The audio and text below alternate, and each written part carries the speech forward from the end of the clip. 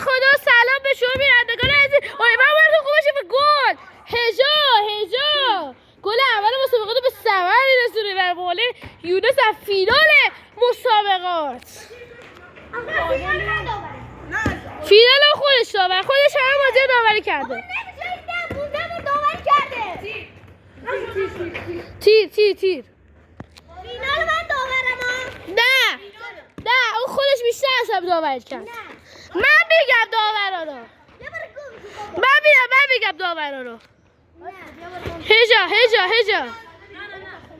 هجا گل. اگر هجا یک گل دیگه بزنه بازی تمام میشه. تیرو میده یونس، تیرو میده. آیا میتونه کارو به گل طلایی بکشونه؟ نه یونس رو گریهش میگیره. یونس و گل طلاییه. فکر کنم دیگه اینجا بتونه گل بعدی رو بزنه. یه گل دیگه هست، هر کی گل بعدی رو بزنه بازی تمام میشه. بازی کوتاهی رو داریم امروز. هر کی گل بزنه همه چی یونس بعد داور چی میکنه؟ شروع کرد. گله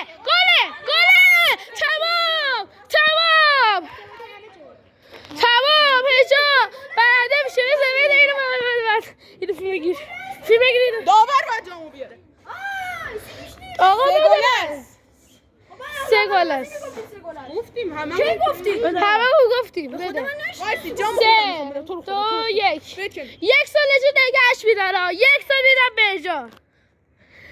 هجا اون کار رونالدو انجام بده.